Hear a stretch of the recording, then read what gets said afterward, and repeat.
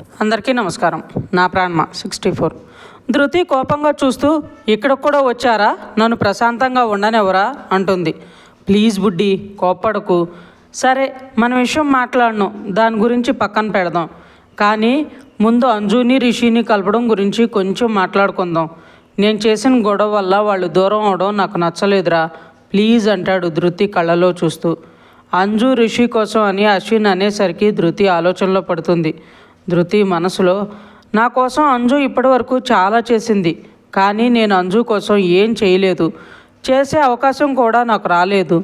ఇప్పుడు రిషి అన్నయ్యని తనని కలపాలి అనుకుని అశ్విన్ను చూసి తనకి ఇష్టం లేకపోయినా ఒప్పుకుంటుంది. అశ్విన్ థ్యాంక్స్ బుడ్డి, థ్యాంక్ యూ వెరీ మచ్ రా అని ఎగ్జైట్ అయ్యి తనని హగ్ చేసుకోవాలని ముందుకు వెళ్తుంటే ధృతి వెంటనే తన చెయ్యి అడ్డం పెట్టి, అంత ఓవర్ ఎగ్జైట్ అవ్వకండి, నాకు కొన్ని కండిషన్స్ ఉన్నాయి, వాటికి మీరు ఒప్పుకుంటేనే నేను మీతో కలిపి వాళ్ళని కలపడానికి హెల్ప్ చేస్తాను, లేదంటే నేనే ఏదో ఒకటి చేసి వాళ్ళని కలుపుతాను అంటుంది. అశ్విన్ మొహం అదోలా పెట్టి, సరే చెప్పు బుడ్డి, నువ్వు ఎలా చెప్తే అలా చేస్తా అంటాడు నవ్వుతూ. కండిషన్ నెంబర్ 1, నన్ను బుడ్డి గిడ్డి అని పిలవకూడదు, నాకు ఒక పేరు ఇచ్చింది, ఆ పేరునే పెట్టి పిలవండి. కండిషన్ నెంబర్ 2, మనం ఏం చేసినా అది అంజుని రిషి అన్నయ్యని కలపడానికి కాబట్టి వాళ్ళ గురించి తప్ప మన మధ్య ఇంకా వేరే ఏ టాపిక్ తీసుకురాకూడదు. కండిషన్ నెంబర్ 3, ధృతి వాళ్ళ ఇద్దరి మధ్య ఉన్న డిస్టెన్స్ని చూసి కొంచెం దూరం జరిగి మనం ఎక్కడ ఉన్నా మన మధ్య ఈ డిస్టెన్స్ మెయింటైన్ చేయండి. కండిషన్ నెంబర్ 4, వాళ్ళ వంక పెట్టుకుని పదే పదే మా ఇంటికి రాకూడదు అని అశ్విన్ని చూస్తుంది ధృతి. అంతేనా మేడం, ఇంకా ఏమన్నా ఉన్నాయా అంటాడు నవ్వుతూ. ప్రస్తుతానికి ఇవి, తర్వాత ఏమన్నా గుర్తొస్తే అప్పుడు చెప్తా, ఇవన్నీ ఓకే అయితే చెప్పండి, లేదంటే నా ప్లాన్స్ నేను వేసుకుంటా అంటుంది. అశ్విన్ నోనో, నువ్వెలా చెప్తే అలా బుడ్డి అనేసరికి ధృతి సీరియస్గా చూస్తుంది. ఓ సారీ, ఇంకోసారి అన్నం, ఏదో బొగ్గలేసుకుని బొద్దుగా ముద్దుగా ఉన్నావని బుడ్డి అంటున్నాను, నువ్వు ముద్దుగా లేవని నువ్వే పిలవద్దు అన్నప్పుడు నేనెందుకు పిలుస్తాను చెప్పు అంటాడు ఓరగా ధృతిని చూస్తూ. ఇలాంటి రివర్స్ గేర్లు నా దగ్గర పనిచేయవు, కానీ లైట్ తీసుకోండి, ముందు ప్లాన్ ఏంటో చెప్పండి అంటుంది ధృతి. అశ్విన్ మనసులో, ప్లానా నా బొందా, ఏదో నీతో డైరెక్ట్గా మాట్లాడటానికి కుదరడం లేదని నువ్వు ఛాన్స్ ఇవ్వవని నేను ఇలా మా రిషిగాడిని అడ్డం పెట్టుకుని మాట్లాడదామని ట్రై చేశాను, అది వర్కౌట్ అయ్యింది, ఇప్పుడు ప్లాన్ అంటే ఎక్కడి నుండి తేవాలి బుడ్డి అనుకుంటూ ఉంటాడు. ధృతి మొహం మీద చిటికేసి, హలో సార్, కాస్త ఈ లోకంలోకి వచ్చి ప్లాన్ చెప్తే నేనేం చేయాలో నాకు ఒక క్లారిటీ వస్తుంది అంటుంది. ప్లానా, ప్లాన్ కదా చెప్తా అని ధృతిని చూసి, నిలబడి కాళ్ళు నొప్పుస్తున్నాయి, పైగా కింద పడ్డాను, నడుం కూడా నొప్పుగా ఉంది, అందుకని కాస్త కూర్చుని మాట్లాడుకుందామా ధృతి అంటాడు. ధృతి అని వాళ్ళ ఆఫీసులో తీసుకుని వెళ్ళి కూర్చోబెట్టి అశ్విన్ని చూసి, కాఫీ తాగుతారా లేక టీ తాగుతారా అని అడుగుతుంది. కాఫీ అంటే చాలా ఇష్టం, కాకపోతే అది నా వైఫ్ చేస్తేనే తాగుతాను అని ధృతి కళ్ళలో చూస్తూ, తన చేతి కాఫీ తాగింది చాలా తక్కువ సార్లు అయినా ఆ టేస్ట్ అలా ఉండిపోయింది, అంత సూపర్గా పెడుతుంది, ఆ కాఫీ తాగితే ఎవరైనా తనకే తన చేతి కాఫీకి ఫిదా అవ్వాల్సిందే అంటాడు. చూడండి మిస్టర్ అశ్విన్, మీ పర్సనల్ విషయాలు నాకు అనవసరం, నేను ఏం తాగుతారని మాత్రమే అడిగాను, దానికి మాత్రమే ఆన్సర్ చెప్పండి చాలు అంటుంది కటువుగా. ఓకే కాఫీ అని చెప్తాడు అశ్విన్. ధృతి అక్కడ వర్క్ చేసి అతన్ని పిలిచి కాఫీ పంపించమని చెప్పి అశ్విన్ వైపు తిరిగి, ఇప్పుడు చెప్పండి మిస్టర్ అశ్విన్, తమరి ప్లాన్ ఏంటి అని అడుగుతుంది. అశ్విన్ ధృతినే చూస్తూ ట్రాన్స్లో ఉండి, వాళ్ళని కలపడానికంటే ముందు మనం కలిస్తే బాగుంటుందేమో అంటాడు. ధృతి సీరియస్గా వాట్ అని అరుస్తుంది. అశ్విన్ తేరుకుని, అదే వాళ్ళు కలవాలి అంటే ముందు మనం కలవాలి, అంటే అదే మన హౌసెస్ దగ్గరగా ఉండి రోజు కలుస్తూ ఉంటే మనసు మారుతుందేమో అని అంటాడు ధృతిని చూస్తూ.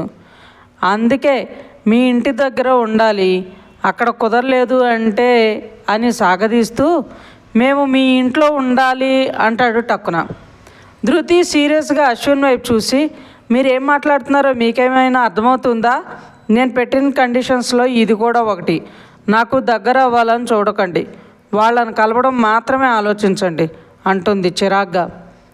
అంటే దగ్గరగా ఉన్నప్పుడు కదా ఒకరినొకరు అర్థం చేసుకునేది, దూరమైన ప్రేమని దగ్గర చేసుకునేది, ఎక్కువ ప్రేమ చూపించేది అంటాడు ధృతినే చూస్తూ. ధృతి వెటకారంగా, ఇంతకంటే దగ్గరగా ఉన్నప్పుడే వద్దని అనరాని మాటలన్నీ అని పంపించారు. ఇప్పుడు కొత్తగా దగ్గరగా ఉంటే మాత్రం అప్పుడు లేని ప్రేమ ఇప్పుడు ఎలా వస్తుందో అంటుంది. అప్పుడు తెలియని మూర్ఖత్వం, అర్థం లేని ఆవేశం, పనికిరాని ఆలోచనలు అన్నీ కళ్ళ ముందు కనిపించే ప్రేమని చూడకుండా కప్పేశాయి. కానీ ఇప్పుడు అలా కాదు కదా ధృతి. దూరం పెరిగే కొద్దీ ప్రేమ కూడా అంతకంతకు పెరుగుతుందంటారు కదా.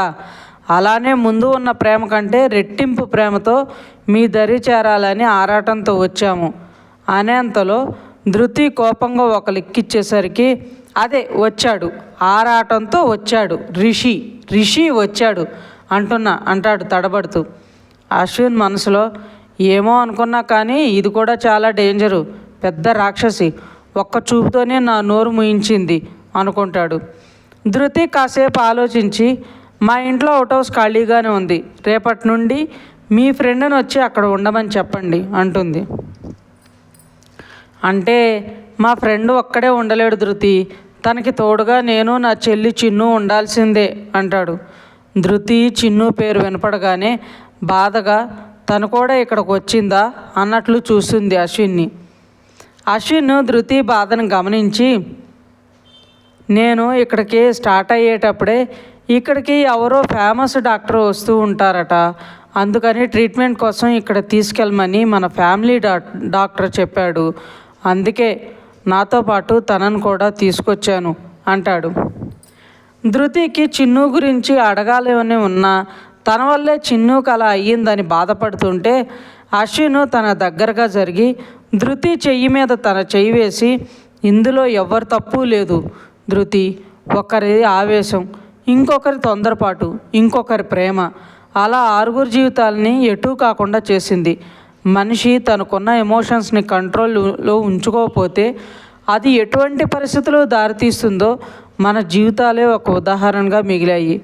ఎవరికి వారు నా వల్లే అలా అయ్యింది అనుకుంటూ కూర్చుంటే ఆ తప్పుల్ని సరిదిద్దేది ఎవరు చెప్పు? అందులోనూ అందరికంటే చాలా పెద్ద తప్పు చేసింది నేనే, కాబట్టి నేనే సర్దిద్దుకోవాలిగా అంటాడు బాధగా. ధృతి అశ్విన్ కళ్ళల్లో చూసి కన్నీళ్లు పెట్టుకుని, చిన్ను ఇప్పుడు ఎలా ఉంది అని అడుగుతుంది. అశ్విన్ ధృతి కన్నీళ్లు తుడిచి, తను ఇప్పుడు కొంచెం ట్రీట్మెంట్కి రెస్పాండ్ అవుతుంది, తను ఇంకా ఫాస్ట్గా రికవరీ అవ్వాలంటే మంచి ఎన్విరాన్మెంటు, తనకి నచ్చిన మనుషులు చుట్టూ ఉంటే త్వరగా రికవర్ అవుతుందంట, తనకి వాళ్ళ వదినంటే చాలా ఇష్టం, అందుకే ఇక్కడ తీసుకొచ్చాను అంటాడు. వాళ్ళ వదిన కోసం నేను ఎలాగూ వెళ్తున్నా కదా అని తనను కూడా నాతో పాటు పిలుచుకుని వచ్చేసా అంటాడు అశ్విన్. ధృతి ఆ మాట వినగానే అశ్విన్ చేతిలో ఉన్న తన చెయ్యి వెనక్కి తీసుకుని, నాకు కొంచెం బయట వర్క్ ఉంది, నేను వెళ్ళాలి అని అక్కడి నుండి వెళ్ళిపోతుంది. అశ్విన్ వెళ్తున్న ధృతిని చూస్తూ, నీకు చాలా పెయిన్ ఇచ్చాను బుడ్డి, కానీ ఇప్పుడు ఆ పెయిన్ని నేను భరిస్తాను, నువ్వు ఎంత కాదన్నా నీకు దూరంగా వెళ్ళే ప్రసక్తే లేదురా, ఏది ఏమైనా నిన్ను మాత్రం వదులుకోను బుడ్డి అనుకుంటూ తను కూడా అక్కడి నుండి వెళ్ళిపోతాడు. అశ్విన్ ఇంటికి వెళ్ళగానే హాల్లో కూర్చుని ల్యాప్టాప్ ముందరేసుకుని సీరియస్గా ఆఫీస్ వర్క్ చేస్తున్న రిషిని చూసి, రే రిషి అని ఉత్సాహంగా అరుస్తూ లోపలికి వెళ్తాడు. రిషి అశ్విన్ని చూసి, ఏమైంది అశు, అంత హ్యాపీగా ఉన్నావు, మా చెల్లి నీతో మాట్లాడటానికి ఒప్పుకుందా ఏంటి అని అడుగుతాడు. మాట్లాడడం ఏంట్రా, తను అవుట్ హౌస్లో ఉండమని పర్మిషన్ కూడా ఇచ్చేసింది అంటాడు అశ్విన్ హుషారుగా. రిషి అశ్విన్ని అనుమానంగా చూస్తూ, నాకేదో తేడా కొడుతుందే, ఇప్పటి వరకు ఎగిరింది చాలు కానీ ఇప్పుడు అసలు నిజం చెప్పమ్మా అంటాడు రిషి. అశ్విన్ ఆ మాటలకు ఆశ్చర్యంగా రిషి వైపు చూసి, అంత కరెక్ట్గా ఎలా చెప్పావురా బాబు, ఉండాల్సిన వాడివే అంటాడు. రిషి నవ్వుతూ, అంజు లాంటి పెళ్ళం ఉంటే ఎలాంటి తెలివితేటలే వస్తాయిలే, ముందే అది రాక్షసి, అందుకేగా దానికి ఏతి అని ముద్దుగా పెట్టుకున్నా. ఇంకా మా చెల్లి విషయానికి వస్తే తను చాలా మంచిది, నిన్ను అంత త్వరగా క్షమిస్తుందని మాత్రం నేను అనుకోవడం లేదు అంటాడు. అందుకేగా నిన్ను వాడుతున్నా అంటాడు అశ్విన్. రిషి అర్థం కానట్లు అశ్విన్ వైపు చూస్తే అశ్విన్ నవ్వుతూ, అంటే ధృతి నాతో మాట్లాడాలి అంటే ఏదో ఒక రీజన్ ఉండాలి కదా, అందుకని నిన్ను అంజుని కలపాలని దానికి నా దగ్గర ప్లాన్ ఉందని చెప్పా. అప్పటి వరకు కనీసం నా మాట కూడా వినిపించుకొని మీ చెల్లి మీకోసం నాతో చేతులు కలుపుతాను అంది. సింపుల్ అంటాడు అశ్విన్. ఒరేయ్, మధ్యలో నన్నెందుకు లాగావరా, నా పెళ్ళాన్ని ఎలా దారి తెచ్చుకోవాలో నాకు బాగా తెలుసు. మీ ఇద్దరు కలవడం కోసం మమ్మల్ని కలిపే ప్లాన్లో మా మధ్య లేని గొడవలను కూడా సృష్టించేలా ఉన్నావు కదరా అంటాడు రిషి వాపోతూ. అశ్విన్ రిషి వంక జాలిగా చూస్తూ, మా చెల్లి మీ చెల్లి కోసం నిన్ను కూడా కాదనుకుని వెళ్ళింది, మరి నువ్వు నా కోసం ఆ మాత్రం చేయలేవా రిషి అంటాడు. రిషి అశ్విన్ వంక చూసి, ఇండైరెక్ట్గా నన్ను బాగా వాడుకుంటానని హింటిస్తున్నావా, నా కర్మ నాకు తప్పుతుందా, కానీ నా పెళ్ళాం కూడా నన్నెంతగా వాడుకోలేదు కదరా అంటాడు. అశ్విన్ నవ్వుతూ, థ్యాంక్స్ రా, రేపే మనం అక్కడ షిఫ్ట్ అవుతున్నాం, రెడీగా ఉండు, డైలీ నువ్వు కూడా ఇబ్బంది పడక్కర్లేదు, రోజు అంజున్ నువ్వే దగ్గరుండి చూసుకోవచ్చు అంటాడు. రిషి అంజున్ తలుచుకుని నవ్వుతూ లోపలికి వెళ్తాడు లగేజ్ ప్యాక్ చేసుకోవటానికి.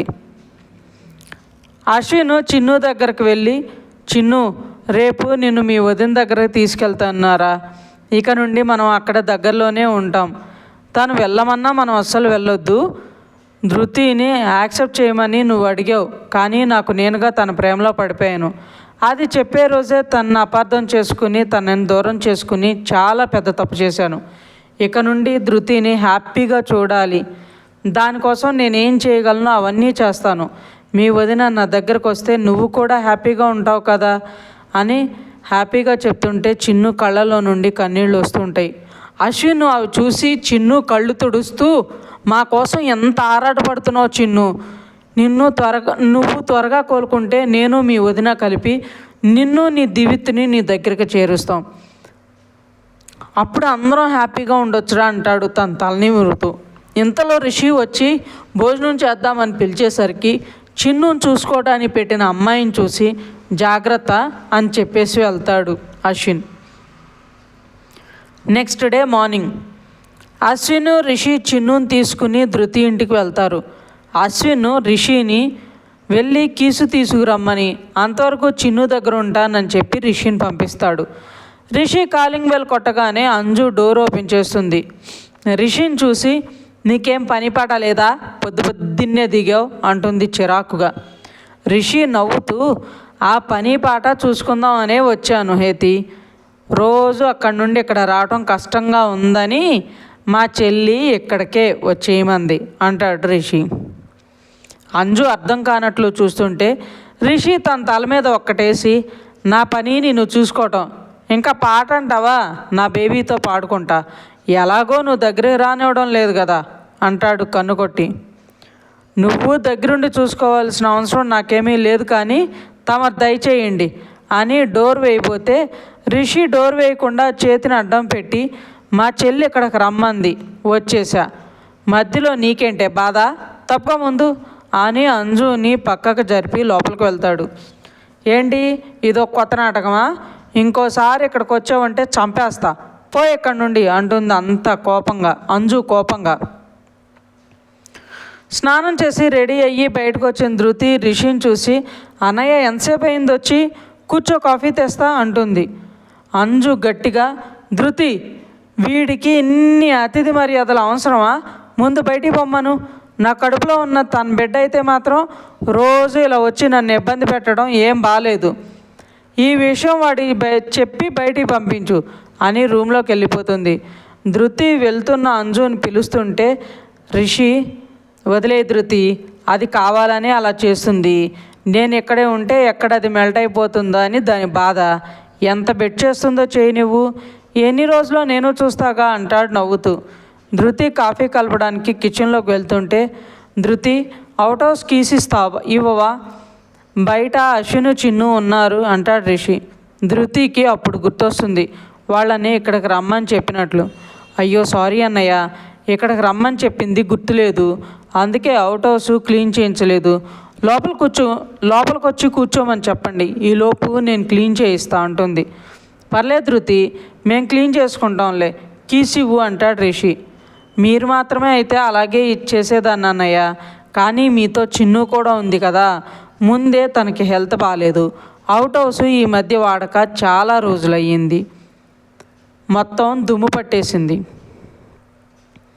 క్లీన్ చేయించాకే వెళ్ళొచ్చు, మీరు వెళ్ళి వాళ్ళని లోపలికి తీసుకుని రండి అని అక్కడ పని మనిషిని పిలిచి అవుట్ హౌస్ క్లీన్ చేయమని పంపిస్తుంది. రిషి వెళ్ళి విషయం చెప్పి అశ్విన్ని, చిన్నుని లోపలికి తీసుకుని వస్తాడు. నువ్వు కూర్చో అశు, నేను చిన్నుని అంజు రూమ్లో పడుకోబెట్టి వస్తాను, క్లీన్ చేయడానికి టైం పడుతుంది కదా, అంతసేపు పెట్టకూడదని డాక్టర్ చెప్పారు కదా అని అంటాడు రిషి. అశ్విన్ అక్కడ చైర్లో కూర్చుంటే రిషి చిన్నుని అంజు రూమ్ తీసుకెళ్తాడు. చిన్నుని బెడ్ మీద పడుకోబెడుతుంటే అటువైపు తిరుగున్న అంజు రిషి పడుకున్నాడేమో అనుకుని, నీ చెప్పి వెళ్ళిపోమని మళ్ళీ ఎందుకు వచ్చావు నా రూమ్లోకి అని అరుస్తుంటుంది ఇటువైపు తిరగకుండా. రిషి చిన్నుని బెడ్ మీద పడుకోబెట్టి అంజు సైడ్కి వెళ్ళి, ఎందుకే అంత కోపం, ఎవరొచ్చారో చూసుకోవా అంటాడు. అంజు లేచి వెనక్కి తిరుగుతుంది. పక్కన బెడ్ మీద ఉన్న చిన్నుని చూడగానే చిన్ను అని తన దగ్గరికి వెళ్ళి చిన్ను చెంప మీద చేయి వేసి కన్నీళ్లు పెట్టుకుంటుంటుంది. రిషి అంజుని పట్టుకుని, బాధపడకు హేతి, తను కొంచెం రికవర్ అవుతుంది, మనందరి మధ్య ఉంటే ఇంకా త్వరగా కోలుకుంటుంది అని ఇక్కడికి తీసుకొచ్చాము, నువ్వు బాధపడితే తనకు తెలుస్తుంది, నువ్వు బాధపడి తనని బాధ పెట్టకు, తర్వాత నన్ను అంటుంది నా అల్లుడిని సరిగా చూసుకోలేదు నువ్వు అని అంటాడు. అంజు రిషిని సీరియస్గా చూసి తన నుండి దూరం జరిగి, చిన్ను ఇక్కడే ఉంటుంది కానీ తమరు బయటికి వెళ్ళండి అంటుంది. ఎప్పుడు చూడు బయటికి పో అనే మాట తప్ప నీ నోటి నుండి ఇంకేం రాదా రాక్షసి అని అరిచి తనని తిట్టుకుంటూ వెళ్ళిపోతాడు. ధృతి కాఫీ తీసుకుని హాల్లోకి వస్తూ అక్కడున్న అశ్విన్ని చూసి మళ్ళీ లోపలికి వెళ్తుంది. మళ్ళీ ట్రేలో కప్స్ పెట్టుకుని వస్తుంది. ఇంకా ఉంది. చిన్న క్లారిఫికేషన్, ధృతికి లివర్ ట్రాన్స్ప్లాంటేషన్ జరిగింది కదా, మరి గతం తెలీదా, గతం ఎలా గుర్తు చేశారు అన్నది అనుకోవచ్చు. లివర్ ట్రాన్స్ప్లాంటేషన్ అనేది పెద్ద ఆపరేషన్ కదా, సో కొన్ని ఇయర్స్ వరకు మనకు రెగ్యులర్ చెకప్స్ ఉంటాయి. సర్జరీ చేసిన డాక్టర్ని మాత్రమే మనం కన్సల్ట్ అవుతాం కదా. అంతేకాకుండా ధృతికి ఎలా తెలుసు తన సర్జరీ అయ్యిందనే డౌట్ వస్తే మన బాడీలో నుండి ఒక ఆర్గన్ గురించి, దానికి తెలిసిన ఆపరేషన్ ఒక గుర్తు గురించి మనకు తెలిసిపోతుంది కదా. అంతేకాకుండా చెకప్కి వెళ్ళినప్పుడైనా తెలుస్తుంది కదా. పైగా తను ఇచ్చింది వాళ్ళ అప్పాకే, ఈజీగా మేనేజ్ చేయొచ్చు. ఇంకా ఉంది ఫ్రెండ్స్. మీకు ఈ స్టోరీ నచ్చినట్లయితే లైక్ చేయండి, సబ్స్క్రైబ్ చేయండి. ఇంతలా ఆదరిస్తున్నందుకు థ్యాంక్ యూ సో మచ్. నిన్న మొన్న ఇవ్వనందుకు సారీ.